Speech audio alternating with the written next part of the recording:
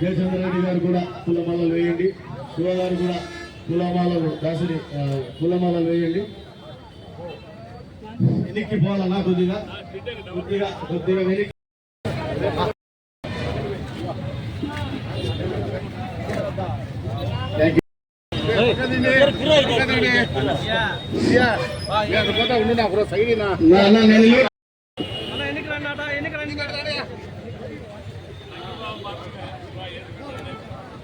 జగన్మోహన్ రెడ్డి గారి నాయకత్వం, జగన్మోహన్ రెడ్డి గారి నాయకత్వం, జగన్మోహన్ రెడ్డి గారి నాయకత్వం,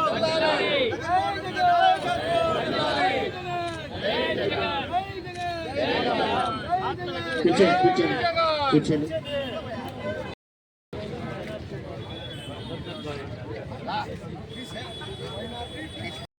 కాకుండా మరి డిఎస్సిని సక్రమైన రీతిలో జరపడానికి ఎందుకు భయపడుతున్నారో నాకు అర్థం కావటం లేదు.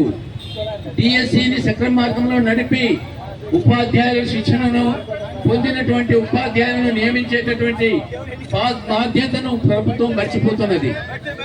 ఎంత నిర్దయగా మరి ముఖ్యమంత్రి గారు చెప్పుకున్నటువంటి మాటలు మనం వింటే నాకైతే అన్ని చేయాలని ఉంది, కానీ ఖజానా ఖాళీగా ఉంది. ఇలాంటి మాటలు మాట్లాడకూడదు మంచి పద్ధతులు కాదు.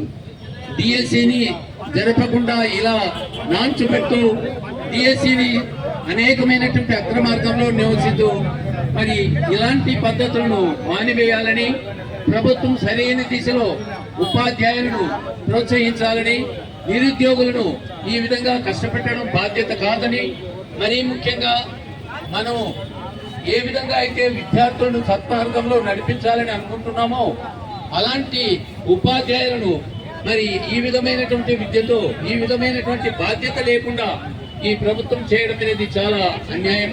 కాబట్టి ప్రభుత్వం ఇప్పటికైనా మేల్కొని డిఎస్సిలో ఉన్నటువంటి ఈ అక్రమాలపై ఈ నిరాధారమైనటువంటి ఆరోపణలు కాదు, ఆధారాలతో ఉన్నటువంటి ఆరోపణలేవి కోరుకుంటూ మరి ఒకసారి వైఎస్ఆర్సీపీ చేపట్టినటువంటి కార్యక్రమం జయప్రదం కాబట్టి జగనన్న ఆశయాలను మనం ముందుకు తీసుకుపోవాలని అందరికీ విజ్ఞప్తి చేస్తూ సెలవు.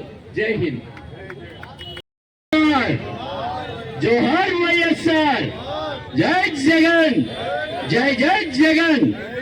మొట్టమొదటిగా ఏపీ జన్జెడ్ వారికి సంఘీభావం తెలుపుతూ విధి నిరాహార దీక్షలో కూర్చున్నటువంటి సభ్యులందరికీ కృతజ్ఞతలు అభినందనలు తెలియజేస్తూ, అదేవిధంగా కడప జిల్లా నాయకులకు అందరికీ కూడా, మహిళా నాయకులకు అందరికీ కూడా కృతజ్ఞతలు తెలియజేస్తూ, ఢిల్లీలో ఏ విధంగా అయితే యువకుల యొక్క జడివానకు జరిచినటువంటి కేంద్ర ప్రభుత్వం ఇప్పటికీ మన కళ్ళ ముందే ఉంది. అలాంటి పరిస్థితి ఆంధ్రప్రదేశ్ లో రాకూడదంటే తొందరగా యువతకు రావాల్సినటువంటి ఉద్యోగ కేటాయింపులు, యువతకు రావాల్సినటువంటి విద్యా కేటాయింపులు త్వరగా ప్రభుత్వం చేసి ఆ యొక్క విద్యార్థుల యొక్క అగ్ని జ్వాలలకు రగిలిపోకుండా మీరు తొందరగా నిర్ణయం తీసుకోవాల్సినటువంటి ప్రభుత్వం ఉంది. ఎందుకు జగనన్న మళ్ళీ సీఎం కావాలంటే మనం చూసాం రాజశేఖర రెడ్డి పాలన, మనం చూసాం జగన్ పాలన 5 సంవత్సరాలు. పేదవాని యొక్క కడుపు చూసేటువంటి కుటుంబం వైఎస్ కుటుంబం.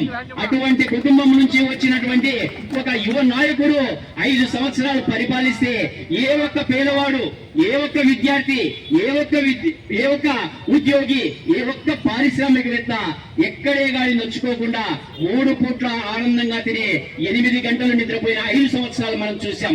దురదృష్టవశాత్తు కొన్ని అతీత శక్తుల వల్ల, కూటమి వల్ల కొన్ని ఓట్లు మనకు 42% వచ్చాయి. కేవలం మనకు కావాల్సింది 8%. ఆల్రెడీ 8% మనకి యాడ్ అయి ఉన్నాయి. ఇక 2-3% వస్తే రాబోయేటువంటి 3 సంవత్సరాల్లో మన జగన్ అనే మన సీఎం. మళ్ళీ పేదవాడు, మళ్ళీ విద్యార్థి, మళ్ళీ నిరుద్యోగుల యొక్క కాలం మళ్ళా వస్తుంది. ఒక విషయం మిత్రులారా, మన కడపకు మన జగన్ సీఎం ఉండాలి. మన కొప్పర్తి పారిశ్రామికవేత్తలు ఒక్కసారి అందరూ సందర్శిస్తే వేల లక్షల ఉద్యోగాలకు ఫౌండేషన్ వేసినటువంటి కుటుంబం వైఎస్ కుటుంబం. రాజశేఖర రెడ్డి గారు ఫౌండేషన్ వేస్తే దాని అభివృద్ధి కోసం 2500 కోట్లు కేంద్ర ప్రభుత్వం తలలు వంచి తెచ్చినటువంటి జగన్ తెస్తే ఇప్పుడు వచ్చిన ప్రభుత్వం మేము తెచ్చామని ఫౌండేషన్ స్టోన్లు వేసుకుంటున్నారు. సో కొప్పర్తి పారిశ్రామికవేత్తలో కొప్పర్తి పారిశ్రామిక వాడగిన డెవలప్ చేయగలిగితే మన కడప జిల్లాలో ఉన్నటువంటి యువతి యువకులకు ప్రతి ఒక్కరికి ప్రత్యక్షంగా పరోక్షంగా దాదాపు 10 లక్షల మంది మనం 3 పూట్ల అన్నం తింటాం. అలాంటి అన్నం పెట్టేటువంటి ముఖ్యమంత్రి మనకు కావాలా వద్దా? కావాలి అంటే నిరంతరం కార్యకర్తలు 24 గంటలు 3 సంవత్సరాలు కష్టపడి మన నాయకులు ఏది చెప్తారో ఆ నాయకుల వెంట నడిచి మన ప్రభుత్వం మనం తెచ్చుకున్నాం. మళ్ళీ తిరిగి స్వర్ణయుగంలోకి వెళ్దాం. కాబట్టి ప్రతి ఒక్కరూ ఈ 3 సంవత్సరాలు ఓపిక పట్టి ఈ ప్రభుత్వాన్ని తల వంచి ప్రజల యొక్క మమేకమైనటువంటి ప్రజలతో మమేకమై ప్రజల యొక్క మన్నన పొంది ఓట్లుగా ఆ యొక్క బ్యాలెట్ బాక్స్ లో పడి వేల లక్షల మెజారిటీతో తిరిగి మన జగన్ సీఎం చేసుకున్నంత వరకు నిద్రపోమని ప్రతిజ్ఞ చేస్తూ ఈ అవకాశం ఇచ్చినటువంటి నాయకులందరికీ కృతజ్ఞతలు తెలియజేస్తున్నాడు. Thank you very much.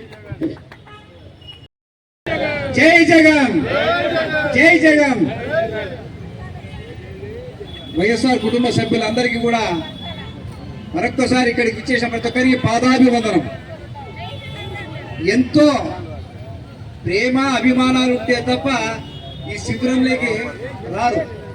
ఈ శిబిరంలోకి వచ్చారంటే వాళ్ళు మేము వైఎస్ కుటుంబ సభ్యులము అనుకునేవాళ్ళు.